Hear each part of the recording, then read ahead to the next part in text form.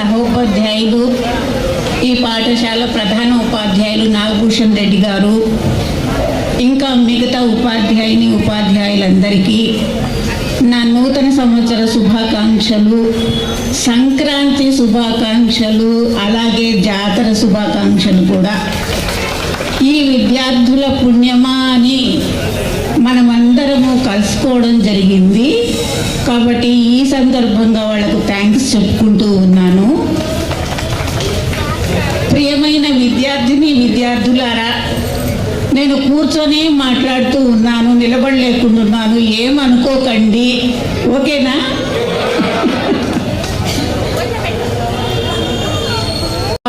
అంటే 20 తర్వాత మిమ్మల్ని చూస్తూ ఉంటే ఎవరో కొత్త వాళ్ళతో కూర్చున్నట్టే ఉంది కానీ నా పిల్లలతో కూర్చున్నట్టుగా నాకు లేదు.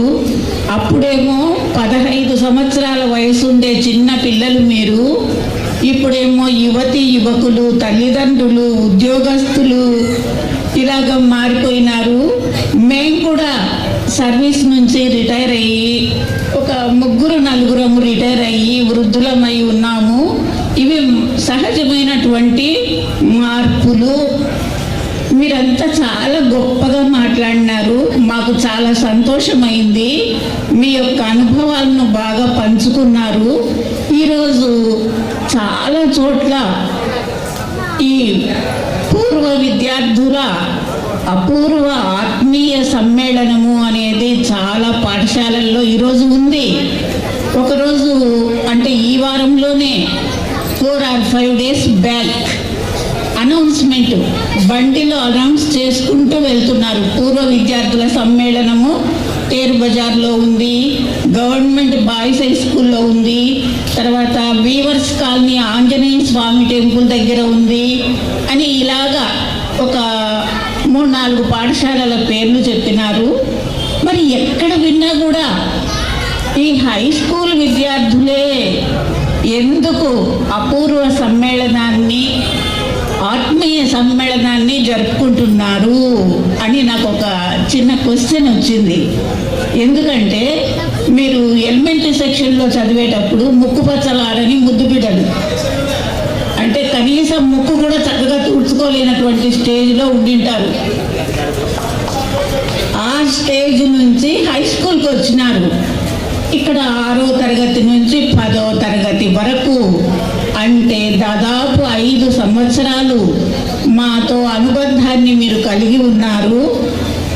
పెద్దవాళ్ళు అయిపోయినారు. అప్పుడు అమాయకంగా దిక్కులు చూసుకుంటూ భయంగా చూసేవాళ్ళంతా 10th క్లాస్ అయిపోయేసరికల్లా సగర్వంగా ఇది నా పాఠశాల, వీళ్ళు నా ఉపాధ్యాయులు అనేటటువంటి స్థాయికి మీరు వచ్చినారు. అప్పుడే మీకు ప్రపంచం అంటే ఏంటో, లోకం అంటే ఏంటో, సమాజం అంటే ఏంటో, చదువు యొక్క గొప్పతనం ఏంటో మేము కొన్ని మాటలు చెప్తూనే ఉంటాం మామూలుగా. బాగుండండి నాన్న, బాగా చదువుకోండి అమ్మా, మీరంతా బాగా గొప్ప వాళ్ళు కావాలి అని చెప్పడం మా ధర్మము, చెప్తూ ఉంటాము. మరి అలా చెప్పిన తర్వాత ఇన్ని సంవత్సరాల తర్వాత మిమ్మల్ని చూడటము అనేది, ఈ విధంగా మీరు మీ హృదయాలలో మాకు ఎంత స్థానాన్ని ఇచ్చినారు అనేది మీ మాటల్లోనే తెలుస్తూ, అభిమానం కానీ, గౌరవం కానీ, ఆత్మీయత కానీ ఏమీ తగ్గలేదు. ఇంతకాలమైనా కూడా అది అలాగే మీ హృదయాల్లో ఉన్నందుకు నాకు చాలా సంతోషంగా ఉంది. మిమ్మల్ని 15 ఏళ్ళ వయసులో చూసిన తర్వాత మళ్ళీ 25 సంవత్సరాల తర్వాత మిమ్మల్ని చూస్తుంటే ఎవరో కొత్త వాళ్ళతో మాట్లాడుతున్నట్టు, తెలియని అపరిచిత వ్యక్తులతో మాట్లాడుతున్నట్లే అనిపిస్తూ ఉంది. మీ పేర్లు కానీ, తర్వాత మీరేం చేస్తున్నారో కానీ తెలీదు.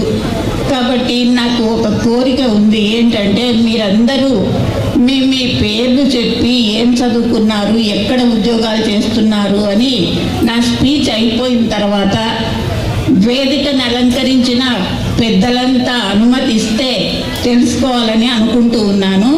ఏదో వచ్చామా, వెళ్ళామా, చూసామా అన్నట్టు కాకుండా మా పిల్లలు ఏ స్థాయిలో ఉన్నారు, ఎక్కడెక్కడి నుంచి వచ్చారు, ఎన్ని వ్యయ ప్రయాసలు కోర్చి వచ్చినారు, ఈ విధంగా ఈ మీటింగుని ఇంత బ్రహ్మాండంగా అరేంజ్ చేసినారు, చేయగలిగినారు అంటే ఎంత కష్టపడ్డారు ఇవన్నీ కూడా నేను ఆలోచిస్తూ ఉన్నాను. ఇదంతా కూడా మీ అభిమానము.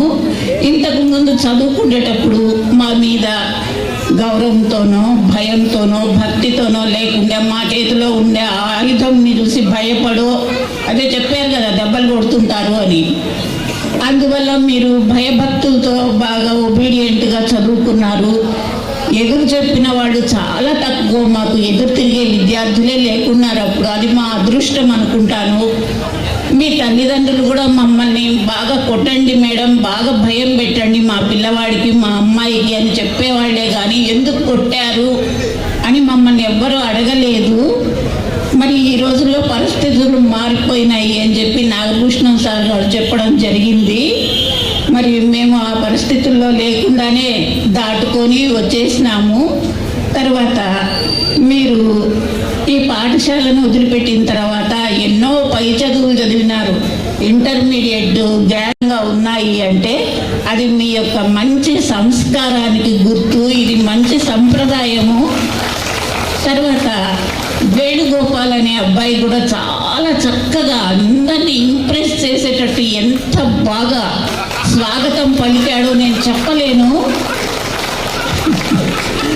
అలాగ మాట్లాడడం, మా పిల్లవాడేనా, ఎవరు సార్ ఆ పిల్లవాడు, ఏం పేరు ఆ అబ్బాయి పేరు అని చెప్పి అడగడం జరిగింది నేను రామ్మోహన్ సార్ను. ఎక్కడ పనిచేస్తాడు, ఇంత ధారాళంగా ఇంత చక్కగా ఎలా మాట్లాడగలుగుతున్నాడు అని చెప్పి కూడా నేను అడిగినాను. చాలా బాగా మాట్లాడుతున్నావు నాన్న, చాలా సంతోషము, మా పిల్లలు ఇలా మాట్లాడగలుగుతున్నారు అంటే కూడా సంతోషము.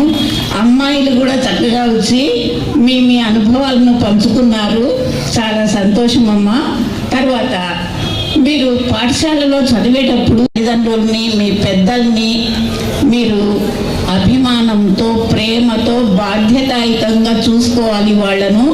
వాళ్ళను మీరు గౌరవించినప్పుడే మీ పిల్లలు మిమ్మల్ని గౌరవిస్తారు అనేది గుర్తుపెట్టుకోండి.